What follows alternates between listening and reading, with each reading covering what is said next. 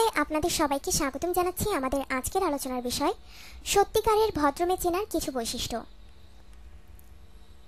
ভদ্রমেয়েরা হচ্ছে সমাজের সৌন্দর্য। এমন অনেক পুরুষ আছেন যারা ভদ্রমেয়ে বিয়ে করবেন এই ভেবে বিয়েই করছেন না, অথচ বিয়ের বয়স যাচ্ছে পেরিয়ে। সত্যিকারের ভদ্রমেয়ে চেনার কিছু বৈশিষ্ট্য দেখে নিন।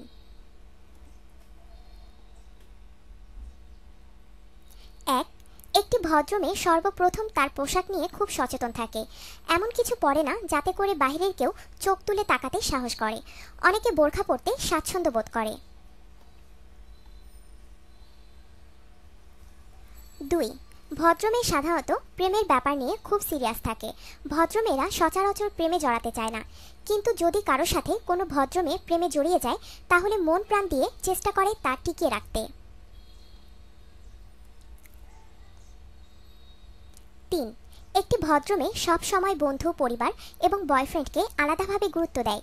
একটির জন্য অপরটির ওপর প্রভাব পড়ুক তা তারা চায় না, যার জন্য তাদের ঝামেলা পোহাতে হয় বেশি।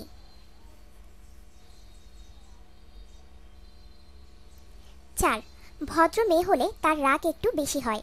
যার উপর রেগে যায় তাকে মুখের ওপর সব বলে দেয়, মনে কোনো রকম রাগ হিংসে লুকিয়ে রাখে না। এতে অনেকের কাছে ঝগড়াটি উপাধিও পেয়ে বসে। 5. ভদ্র মেয়েদের রাগের ঝামেলা পোহাতে হয় বিশেষ করে তাদের বয়ফ্রেন্ডকে। এরা রেগে থাকলে অযথা বয়ফ্রেন্ডকে ঝাড়ে, পরবর্তীতে নিজেদের ভুল বুঝতে পেরে সরি বলে। যে মেয়ে তার বয়ফ্রেন্ডকে সরি বলে তাহলে বুঝতে হবে সে তার বয়ফ্রেন্ডকে খুব বেশি ভালোবাসে।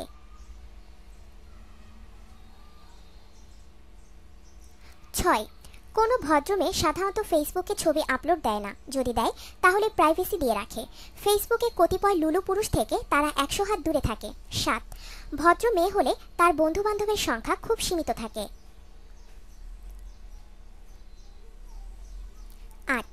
ভদ্রমেয়েরা আড্ডাবাজিতে খুব একটা যেতে চায় না, যার জন্য তাদের বন্ধুবান্ধব থেকে ভাবালি আনকালচার খেতাব পেতে হয়। 9. ভদ্র মেয়েদের কবিতা লেখার প্রতি আগ্রহ বেশি। তারা তাদের লেখা কবিতা সচরাচর কাছের মানুষ ছাড়া কাউকে দেখাতে চায় না। 10.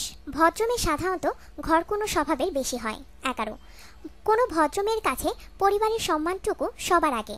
তারা পরিবারের সম্মানের বিরুদ্ধে কোনো কাজ কখনো করে না।